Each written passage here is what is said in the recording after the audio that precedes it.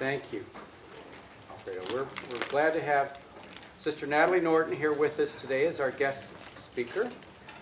We're really looking forward to hearing from her.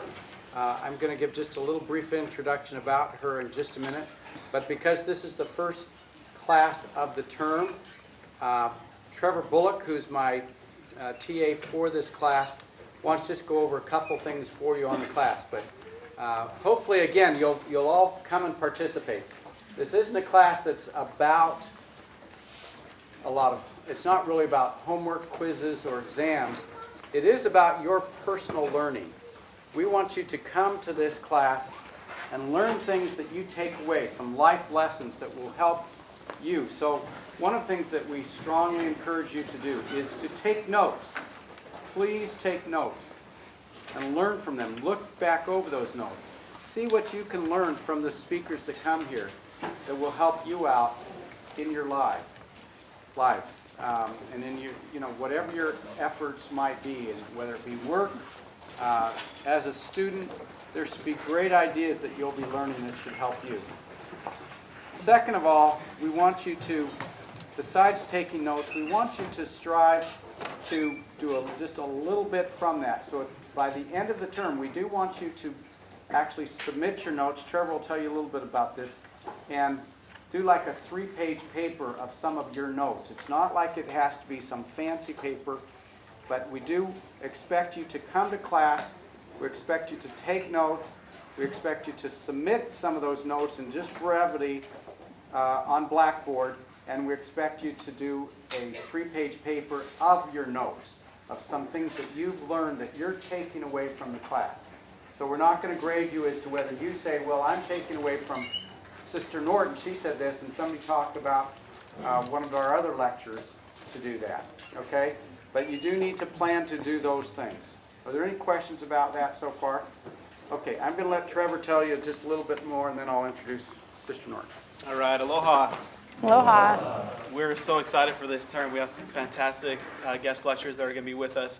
There's no reason why any of you should not pull out of here at the end of the term anything other than an A. It is probably one of the easiest classes that you're going to take this term. With that being said, there are a few expectations that Brother Tanner has asked, and by the university as well. That is that there will be 6 live guest lectures for the term, and then 6 online lectures. Now what you need to do is those online lectures will be available. We're going to put those up this afternoon, so you can watch those at any time. Now there'll be notes on your Blackboard that will say notes. Simply click on that tab. There will be the guest lecture like Natalie Norton. It'll give the day and the title, and go into there. Simply type up your notes of what you learned. I know that some of you have taken this class before, and some of you are familiar with Brother Richie's thinking of being quick to observe. And let me reiterate that. Those that are successful in this life have one fantastic, many character traits about them, but something that they are is they are quick to observe. Those individuals that are successful look at other successful individuals and copy and try and basically do what they do. And so they're very quick to observe what's so special about this individual, what's so special about Natalie Norton that I can learn to be as successful as she is.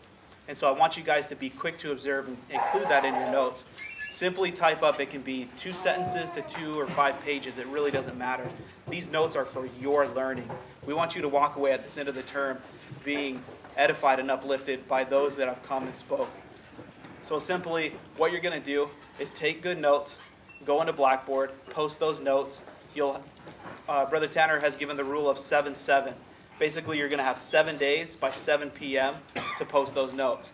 So for today, Natalie Norton's notes that you're going to be taking, those need to be posted in Blackboard by next Thursday, 7 p.m. Simple as that. So we're going to give you lots of time to do that. If you have any questions, please come contact Brother Tanner or myself. We're located in the Aloha Center 141, right next to the Kalakai. And does anybody have any questions so far? Okay. Thank you so much. Oh, sorry, go ahead. Those online ones, are those just have to be done by the end of the semester, or there's like one each week that we have to do, the online speakers? Do you care which way to do it? It honestly doesn't matter. In fact, what I can do is I'll post all 6, And if you want to go through and get them all done in one day, that's awesome. Or as long as they're done by the end of the semester or the end of the term, we're okay with that. But the live ones, you need to do it within 7 days of whenever it's held, okay? We will allow you to have missed one class, but if you can't do that, if you're going to, by chance, have to miss more than that, we can make arrangements to maybe watch one of the other lectures, so you can make that up. But you do need to do that to get your A, okay? It's not too hard, but you do have to do something, okay? Nothing in life is totally free, okay? I'm just getting to know Natalie. We're really excited to have her here. Natalie is a entrepreneur who has done a lot of things in her life. From what I understand, she's been a photographer for many celebrities, both in portraits and weddings, and has gone various places around the world to do photography. You know, there's lots of photographers, so somebody that is being asked to travel to various states and other places, that says a lot about her skills and talents. But I'm certain it's more than just that. It's more than that. I'm certain it's her attitude. And just getting to visit with her for a little bit earlier today, I can tell that she has a wonderful attitude. Natalie has had 4 children. Unfortunately, one passed away.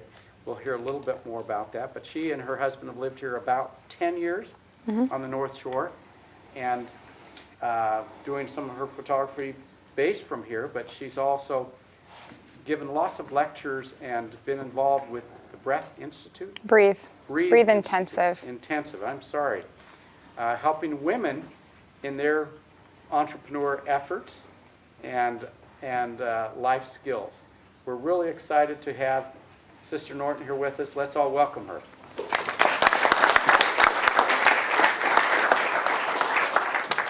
Hi, everybody. I'm so happy to be here. I think that this type of a group is my favorite. Hi, Mike Rumler. How are you? I was just thinking about you. The last time I was in this room, I was teaching EFY training, and so I was thinking about EFY, and Mike was one of our counselors. Anyway, this kind of group is my favorite kind of group to talk to specifically because no one has screwed you up yet.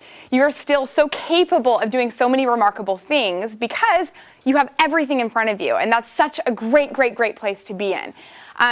10 years from now, when I'm speaking to people in a completely different stage of life, it's a different situation.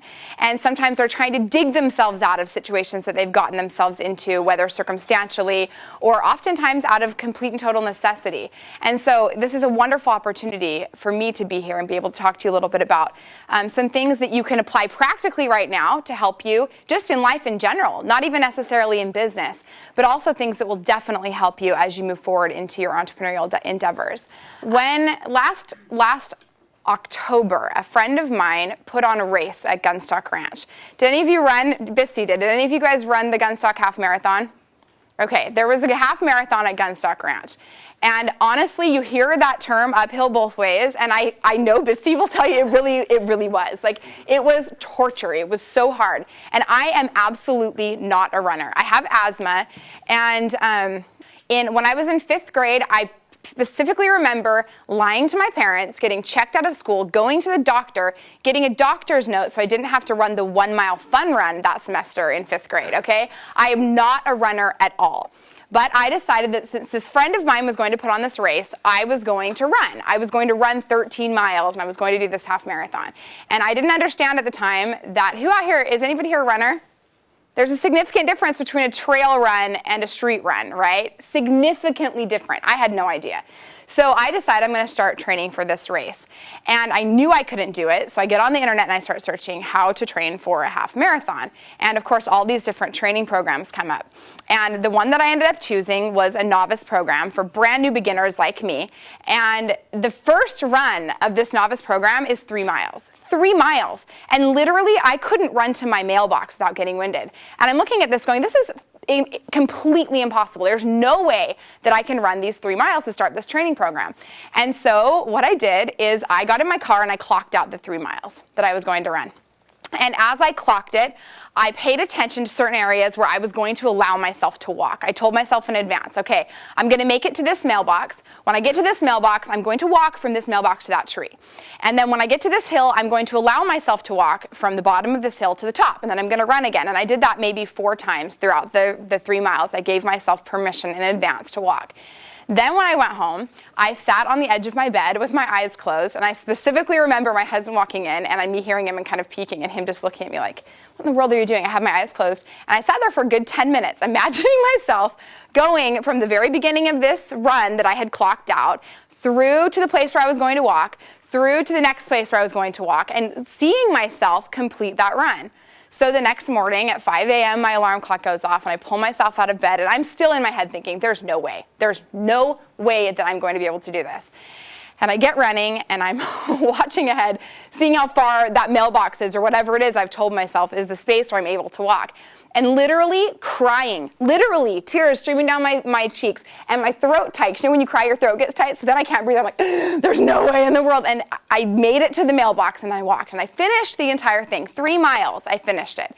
And it was literally a miracle to me. It would have been no different than me running a marathon. As far as my experience and my abilities were concerned, it was an absolute miracle. And I did it. And I learned a significant lesson about the concept of pre-visualization. We hear about this with Olympians. We hear about this in business even. And I learned that you are capable of doing great things, but you have to have a plan. You have to have a plan in place. And I learned that through this running experience. And then as I looked back, I realized that I had done that over the years in my business without necessarily being aware of it. There's a quote by Stephen Covey, and I'm paraphrasing here, but Stephen says that you have to be really careful that you're not climbing the ladder of success only to get to the top and realize that your ladder was leaned up against the wrong wall. And I think a lot of times we do that, and that's what I'm talking about when I say you guys have so much opportunity here because you haven't been climbing the ladder for that long. But often what happens is 10, 20 years into this climb, when people are just working and working and working, they get to the top and they go, oh crap. Are you allowed to say crap? I wanted to be over there on the top of that wall, but yet here I am. And this isn't where I wanted to be. And so it's very important that we're specific with ourselves and know, you know what, this is the direction I want to head, and see ourselves going there. Now, does that mean that we can't make a turn if we need to? Absolutely not. Because life's going to change. Circumstances are going to change. Our passions are going to change. Our talents are going to change, improve, progress. And we will need to constantly be reevaluating. But there is something significant to be said of that concept of pre-visualization. So to rewind a little bit here, my story began about 4 years ago professionally, and I at that point had 3 children, and my brother Gavin had lived here in Hawaii for about 5 years off and on, and he lived with us, not with us, with us. Anyway, my brother ended up passing away unexpectedly in his sleep, and it was a significant time in my family. I did have a camera. I had been shooting a little bit, but I was not by any stretch of the imagination a professional. And I think I'd shot 1 wedding at that point, and I charged $300 and probably put in I'd say 20 or 30 hours of work. So I was not getting paid well in terms of professionalism. But my brother passed away, and I remember specifically sitting down at the computer and going through pictures and thinking, this is it. This is all we have. These are the only things we have left. And looking at the work that I did, and suddenly it was so significant. And I realized that what I was doing actually could bless people's lives in a very significant way. And this kind of fire started to build within me, and I thought, I really want to do this. Now, I'd always in my mind thought, I just want to be a wife and a mom. And still, I just want to be a wife and a mom. It's the most important thing that I do. It's absolutely my important role. And I use the word just very, very lightly, because I think it is the most important thing that we can do in this life, is raise great families. And that goes for dads too, moms and dads. It's the most important thing that we can do. So this was kind of a shift for me though in thinking, because I suddenly started thinking, I want to do this. I want to bless people with this. So I went to a workshop in Las Vegas and started to kind of get my feet wet, and started looking at what other photographers were doing, and kind of opening my eyes to this huge industry that I didn't even know existed. I didn't know that people were out there really doing this and making it work. And I started watching. I remember specifically a photographer named Mike Cologne, and Mike and I have become dear friends now. And Mike was shooting in the celebrity market. And I remember seeing his name on a poster. He was speaking at this convention called WPPI, Wedding and Portrait Photographers International. It's a yearly convention in Las Vegas for photographers. And I remember seeing his name and thinking, oh my goodness, just by the way his name was written, I thought, this guy knows his stuff. This guy is the top of the heap. And soon I got to know Mike a little bit and learned that that was very much true. And I remember leaving that workshop and having a layover in California, in Southern California, before I flew back here to Hawaii. And I thought to myself, if I'm going to do this, I need to go all the way. Because we hear this all the time, just in general. There's quality and there's quantity, right? And I realized I could shoot a lot. And I could shoot a lot and make a little bit of money off of each shoot and bring home a good amount of money. Or I could shoot very rarely and get paid a lot for each shoot and bring home more money. And for me as a mom, that made a whole heck of a lot more sense because it meant less time away from my family. So here I am. I really don't have any education. I did go to BYU Hawaii, but I wasn't a photography major. I didn't major in art. I majored in English, and I didn't even graduate. So here I am. I have 3 kids at this time. I have no education. I have no money. I have very little experience. And I have this layover in LA. And this is one of my mantras: lean into fear, follow the fear. If you're afraid of something, it probably means it's a really great place to start. My mom always says, feared thing first. And we'll talk a little bit more about that as we move forward. But I, in my naivety, decide I'm going to go and meet with this wedding planner in Southern California. And I literally go to her home, knock on her door, and sit down with her. And I said, look, I'm just starting, but I don't want to play in this small pond. I want to play in the big leagues. And this is the kind of weddings that I want to shoot. These are the kind of clients that I want to work with. And I have a feeling that you feel the same way. She was moderately successful. She definitely wasn't shooting the celebrity clientele and things like that at that point. Now she definitely is working with those kinds of clients. But I told her, I want to work with you. And I think we can work together to create something great. And this is a term that I call mission matching. And it's something that I've done consistently throughout my career. I knew her mission was to make more money. She also had children. I knew that she would understand what I was trying to do in working less and making more so I could be with my family more consistently. And so I said to her, look, these are the things that I want to do. I know my goals are aligned with yours. I know that they are. And sure enough, of course, she resonated with that as a mother. So I matched my mission to hers. I also call it service marketing. We were able to work together as I served her and did things that I knew, and we'll talk some more about that as well, but as I did things for her that I knew were going to serve her, we were able to kind of grow together. So she started referring me to her top of the heap clients. Again, I have no experience. I was good. I think I had some raw talent, but I definitely wasn't experienced enough to be shooting the kinds of weddings I was shooting. But I kind of got by on the skin of my teeth and just kept moving, and little by little from there it progressed into being something great. So that's how the wedding thing progressed for me. Now my portrait photography progressed in a different way. Around the same time that my brother died, I was photographing a lot of people at TVA. I didn't live in TVA anymore, but I was photographing all kinds of little families there. And I think I charged $25 for those sessions, and literally probably 5 or 10 hours of work for each session, because I would go, I would shoot for like 2 or 3 hours, and then I would edit each image to perfection. I would spend all this time on the computer, and it was ridiculous. I could have made 2 or 3 times as much if I got a job at McDonald's, hour per hour. It was ridiculous. And so I thought, okay, I'm going to raise my prices to $50. And it seemed like this huge increase. And I thought, oh my gosh, no one is ever going to hire me. So I raised to $50 and nothing changed. I was still receiving the exact same number of clients. So then I thought, okay, I'm going to go big time and I'm going to go to $100. And I thought for sure no one would hire me. But still, people kept hiring me. So I raised to $150. And at $150, people continued hiring me. There was no change in the influx of work. I was working the exact same number of clients. I was making a lot more money, but I was still just as busy, which the goal was to have more time with my family. And so I remember talking to my husband and being like, we can't do this. Something has to give. I can't do this and be the kind of mom that I want to be. It's impossible. And him saying, just raise your prices, just go crazy. So I raised my prices at that point from $150 an hour to $400 an hour. And I thought, no one will ever hire me again. That was my honest thought, which was okay with me. Because I thought, every now and then someone will hire me and I'll be able to. I had the luxury of having my husband working, and so this was just something I was doing for fun and that supplemented our income. But an amazing thing happened. When my pricing jumped from $150 to $400, my clients didn't change. I didn't have less clients. I had better ones. And so I was still shooting the same number of clients, but my clients were substantially better. Because if they're willing to pay that amount of money, they respected me as an artist. And when that happened, everything changed for me in terms of my photography. I was able to shoot the same amount of clients, but they understood. And I was able to provide them with the kinds of services that I'm really good at. I was able to work with them in a completely different way, because those lower end clients that were paying me, between $25 and $150, there's a market for that. There's absolutely a market for that, but it wasn't my market. It wasn't the market I wanted to be in.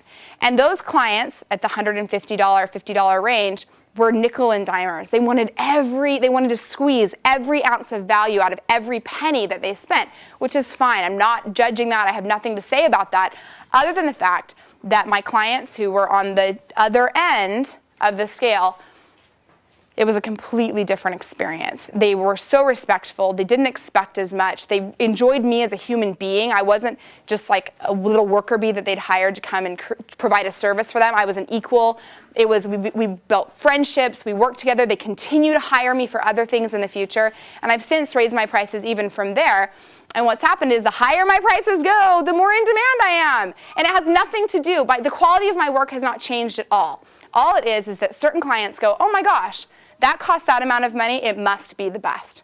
And whether or not it's true, which it isn't, and I'll say that flat out, I am definitely not the best photographer. I probably overcharge, but people pay it because they see that as equating to value. And I do provide valuable service for my clients. I'm not just saying raise your prices and go crazy and don't have a product to back it up. Not at all. I work really hard on making sure that I have a quality product to back up the prices that I charge. But this is kind of the way that it's gone for me. And this is how I went within the space of, I think I shot my first celebrity client 2 years, or maybe even a year and a half after I shot my first wedding in 2007. And I've been shooting since 2007, so it's really been just about 4 years. And I've done well for myself. And over the time, my experience obviously has changed. I've learned more. I've become more capable. I've started speaking a lot more. And so this is my journey. This is kind of the way that things have gone for me. One of the other things that I did that I want to make sure that I mention to you, I spoke earlier a little bit about service marketing. When I was first starting out, I needed to get my name out there. And I thought, how am I going to do this? How in the world? Because I don't really know what I'm doing. I don't really have anything other than just this little blog that 25 people come to a day, and nobody's going to care what I have to say. And so I went to Darren Rose, who is the #1 blogger probably in the world. And I'm not just saying that because I'm trying to sound fancy. He literally is the #1 blogger in the world. And he had a blog called Digital Photography School. And I thought, he also has a blog called ProBlogger.net. And if any of you are interested in entering the blogging realm and making money on the internet, that's a great resource for you, ProBlogger.net. But I contacted Darren and just said, look, I want to write for you for free. You don't have to pay me anything, but I want to write for you. And I didn't know what I was doing at this point. This was rewinding back a little ways. I didn't know what I was doing, but I knew I was a good writer. And that was a skill that I knew that I had. And so I took that skill, something I knew I could offer, and I looked at Darren and thought, how can I use this to bless his life? And that was me serving. I thought, if I can serve him, he'll market for me because he'll want to give back. And that's exactly what happened. So I started writing tutorials on photography. I didn't really know what I was doing. So I spent a lot of time Googling and learning and practicing. So as I was learning, I was also writing for Darren, which was driving a significant amount of traffic to my blog. And within 1 or 2 articles for Darren, he did start paying me because he saw my value. So one of the things that is really important to do is to find those things that you are good at and capitalize on them. Say, you know what, I'm a really good writer, or I'm really good at working with people, or I'm really good at XYZ, whatever it is, and figuring out a way to bless others for that in a way that serves them, and then they're likely to help you along, kind of hand in hand. Service marketing, it's fantastic. It accelerated my career probably years, honestly. It was remarkable for me. So to go on a little bit more with my story, I ended up getting, I don't know how to do this, it just doesn't, oh there. I ended up getting published in lots of national publications. This is In Style Weddings. One of my weddings was published in here. This is actually the last episode, or what do they call them? Issue. The last issue of In Style Weddings. Print magazines are struggling a little bit these days. But this is the top. When you're a photographer, this is the top. When you get into In Style Weddings, there's really not anywhere to go from there. And so I got into this magazine, and it was great. I was excited, but right around the time that this magazine was released, my fourth child, my son Gavin, who was named after my son, was admitted to the hospital. And he got a positive diagnosis for something called pertussis. And it was a horrifying time for our family, an absolutely horrifying time. Here I am, I'm supposed to be on the top of the world, but my life has taken this crazy turn, and all of my priorities have changed and are just focused on this little boy. And during the time that we were in the hospital, there was nothing I could do. There was literally nothing I could do. He was hooked up to wires from the top of his head, literally his skull, down to the bottoms of his feet. He had IVs in each foot, in his head, in his arms, PICC lines going to his heart. I mean, he was covered. I couldn't even hold him. He was intubated. There was nothing I could do for him. He couldn't hear me because he was so heavily sedated. And so all I could do was get on the internet and blog and just say, this is what we're going through. This is what's happening. Please pray for my son. And above and beyond anything else that I want to teach you here today is that the most significant thing we can do as entrepreneurs is make sure that we are expanding our influence in a way that blesses the church as a whole.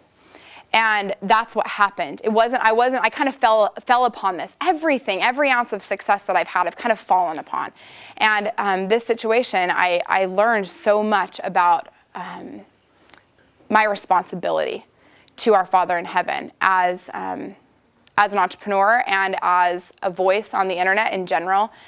So I started pleading for prayers, literally, just constantly on the internet, updating, asking people for help. I used Twitter, which is another kind of a form of microblogging, to kind of spread our message. And it was remarkable, the response that we got. People just pleading for our son, praying. It spread on the internet like crazy. At that time, I think I had anywhere between 20 and 40,000 people on my blog a day. Reading and experiencing this journey with us. And I remember I got an email from a man from Istanbul saying, I stood all night in prayer for your son. And another woman from I don't even know where telling me that she hadn't prayed in 10 years. And she got on her knees and she prayed for our son.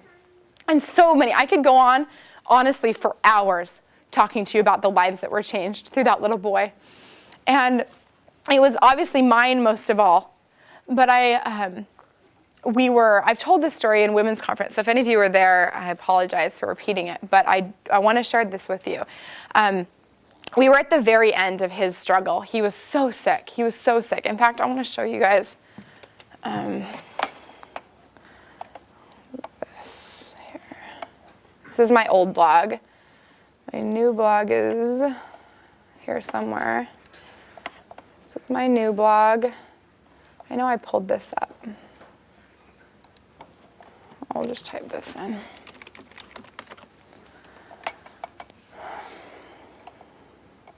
While that pulls up, I'll tell you this story. So, here it is. This is our little guy. That's me, aren't I? Beautiful.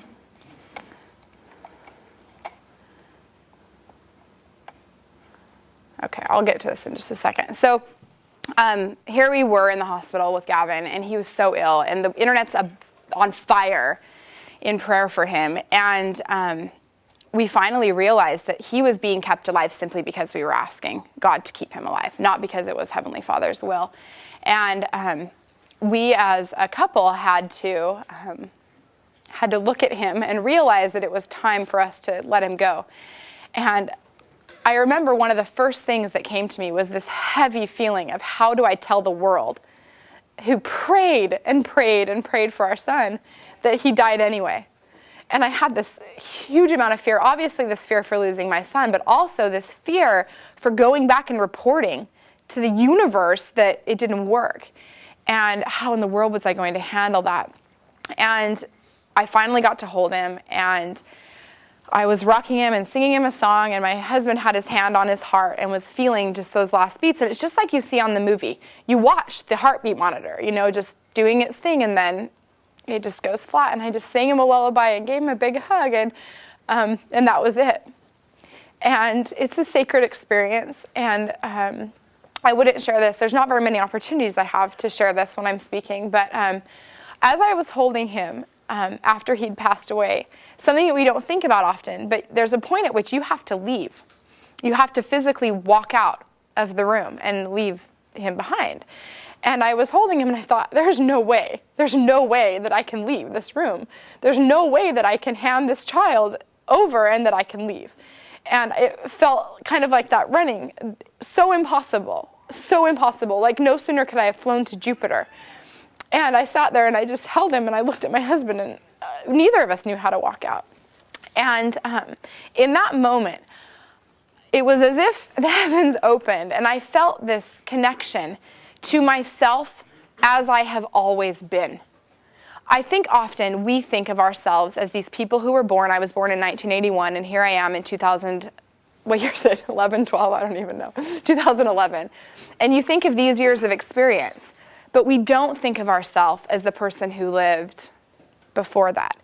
And in that moment, I was so connected to myself as a daughter of God.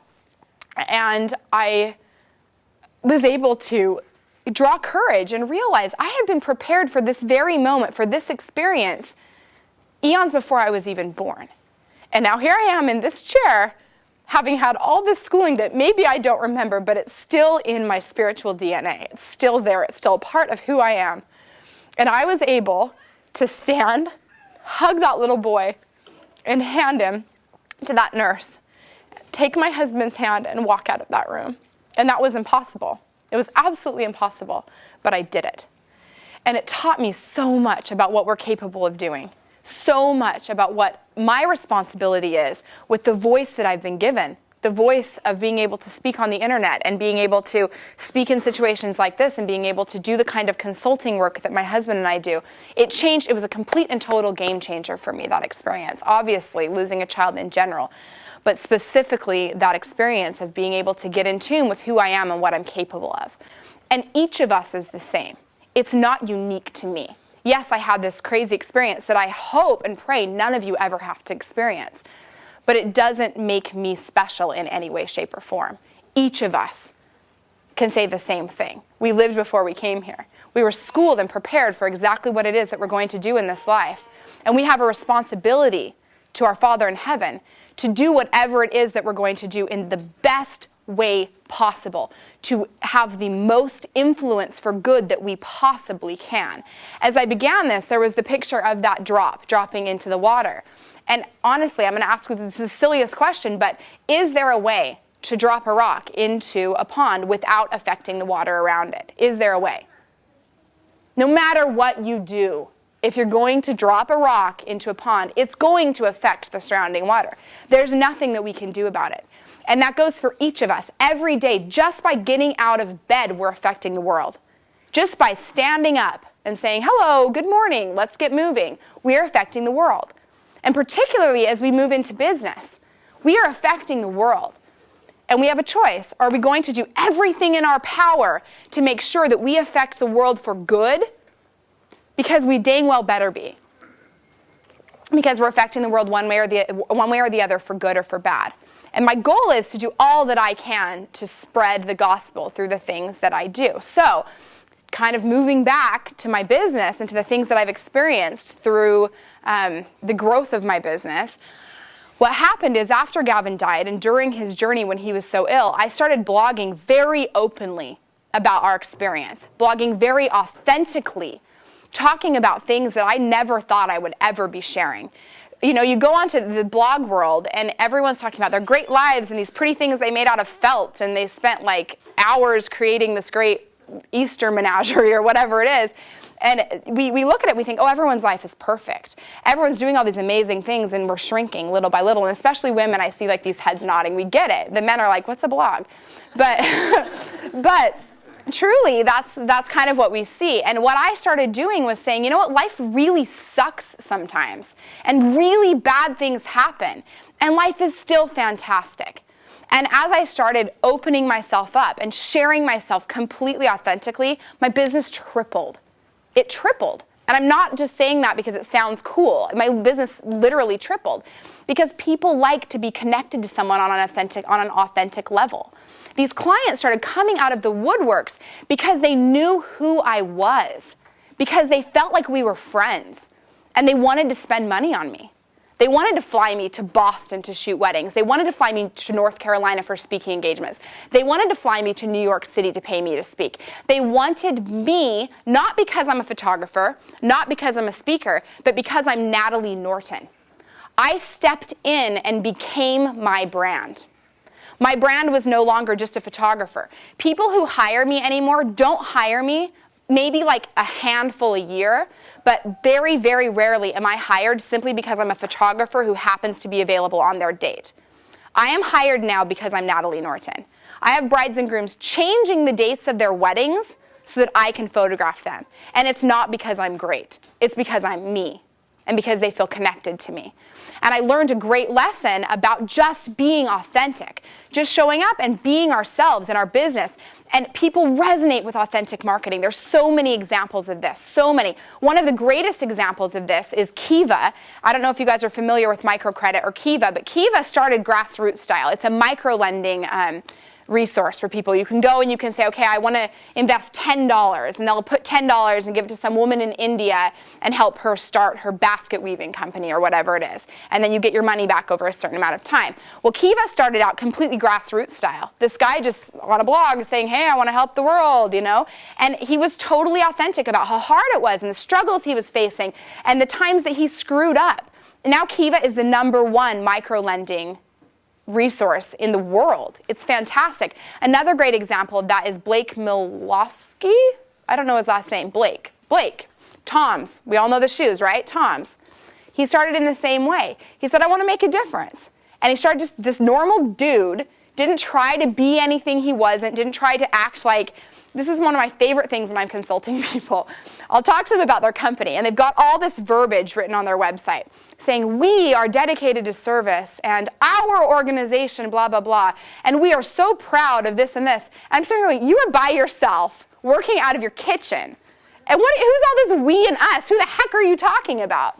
People resonate with the fact that it's just you. A friend of mine who started a stationery company that is now wildly successful was doing that exact same thing, all this we and us and our. And one day, she literally just owned it and said, you know what? I'm working out of my kitchen. And she did a video post and showed her workspace.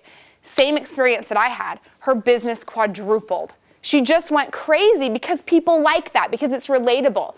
We think that we have to, and there are circumstances in which, and obviously always, we should put our best foot forward. But we're great as we are. And people are going to resonate with that. And they're going to hire us because of who we are. We don't have to pretend to be anything that we're not. And we certainly don't have to build businesses that are based on what we think people want and what we think people expect to see. There's things within us that are so innate that we just need to share. And they equate, for me and for my husband and for most of the clients that I consult, they equate to greater profitability. And that's just the bottom line. I wish I could stand here and say, here's the formula. But really the formula is, who are you? And what are you passionate about? And how do you every day step up and lean into fear and put one foot in front of the other until you figure it out? There's an analogy that I think it's Seth Godin, but it might not be, I don't remember, uses about the woodpecker. A woodpecker doesn't jump from tree to tree to tree, banging, just trying to find food on every single tree. It gets to one tree and it bangs until it gets what it's looking for, right? How much longer would it take that woodpecker to figure out where the heck he's going if he's jumping from tree to tree to tree? How long is it going to take him to get food, right? We all understand. The same thing goes for us. If we're just in business searching for money, we're going to jump from tree to tree to tree to tree to tree to tree to tree.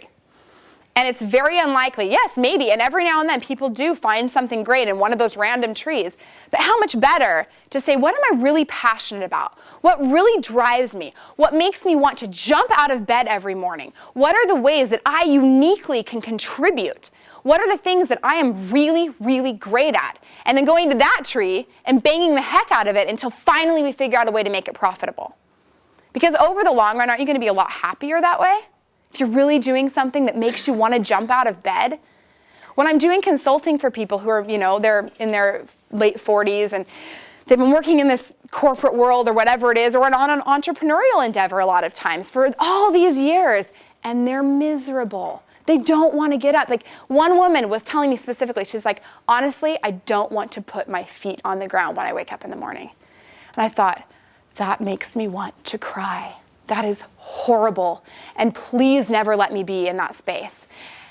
If we can wrap ourselves around the things that we're good at and trust the fact that we do have unique talents, if we can search, like my husband, I don't know how many of you guys have went to his lecture, whenever that was, where he talked about money and meaning. Are we searching for money or are we searching for meaning? And can we possibly find a way to search for both? As we do these things, and again, feared thing first, that thing that just makes you think, oh my gosh, I can never do that, start there. That's the first thing you do. Because once you've swallowed that, everything else is a piece of cake. As we're doing these things every single day, one day we'll wake up and go, oh my gosh, I'm on top of the perfect wall. This is exactly where I wanted to climb. Because we headed in the way that we really wanted to. We didn't just get sucked into the path of money. Now, I say all these things, but yes, you do have to pay the bills, and I recognize that. But I promise you that as you follow the things that you're passionate about, and as you follow the things that are really innately gifts and talents that you have been given by a loving Heavenly Father, you will be vastly successful. Just a couple of practical things really quickly before we close. And this kind of just seems like out in left field, but these are things that really, really, really help me. Every day before I go to bed, I'm an anxious person. I have a lot of anxiety, and that's something that I've just had to embrace in the last few years and realize that I just have more anxiety than most people and be okay with that. But as I've kind of embraced that, I've realized I have to do things to overcome that. So one thing I've started doing that I challenge every person in this room to start doing, this will help you in school, but it will particularly help you in business. But everything that you do, this is helpful. Every night before I go to bed, I get out a sheet of paper and a pen. And I write down every single thing I need to do. Whether it's the mundane, stupid things like do the dishes, wash my underwear, whatever it is, I go through and I make a list of every single thing that needs to be done. Whether it's projects that I think, I've really been wanting to work on this project. There's a couple of projects that I have kind of swimming in my brain right now. I write those down. I write down everything. So my brain is completely empty. Then what I do is, once that is completed, and this is a friend of mine, Laura Casey, is fantastic at this, and she's the one who's kind of schooled me in this. But the next thing that I do is I get out a 3x5 card. And on that card, I write down only as many items as will fit on that card. So rather than having this list of 9 billion things to do, I now have a list of 5.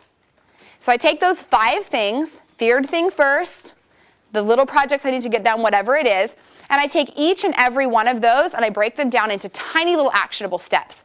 So let's say one of the things is I need to do the dishes. Step 1, walk into the kitchen. Step 2, get out the dish soap, whatever it is, but breaking it down so it's these little tiny steps, because then suddenly nothing feels so overwhelming to me. And I do this every single night. And the reason it's been so remarkable for me is how many of us wake up in the morning and do this huge to-do list. A lot of us do. And then what happens at the end of the day? Even if you cross off 50 things off that list, if there's still 100 more, you feel like junk. Because you think, I didn't accomplish anything today, even though you accomplished 50 things. But so the reason is that this is good is, number one, it helps you not have this anxiety that I deal with. That's why I have started doing it. But what I've learned that it also does is it keeps me on track and keeps me moving towards projects that I would never otherwise make the time for. It keeps me moving towards those things I'm passionate about. It keeps the momentum rolling. It keeps me moving along with the things that I really want to be doing, so I don't just get sucked into the things that are thrown at me circumstantially every day. Because at the end of the day, I can absolutely cross 5 things off of a list, and it keeps me moving. And that has been the most significant thing that I've done. What are you doing back there? My husband's videotaping me. That's it. He's going to put that on Facebook. Anyway, okay, well, we're out of time. But I just want to give you guys like 1 minute. If you have any questions for me at all, you're welcome to ask. Go ahead. How did you respond to the people? To what people? The blog and everything around it? How did I respond? That's a good question. I wrote a post that was called Prayers of Faith. And I talked about what we do when God doesn't hear our prayers of faith, and how our ultimate way that we show complete and total faith in God is by complete submission to his perfect will. And people responded to that like crazy. It was really amazing. And the Spirit was so strong. There's a few people who've been baptized specifically from that post who've written and just said, you know, I'm meeting with your missionaries. And I recently, a woman in, I think, Virginia was baptized. And yeah, it was amazing. It was hard. It was a very hard post to write, but it was an amazing experience. Any other questions? All right. Thank you guys so much for having me.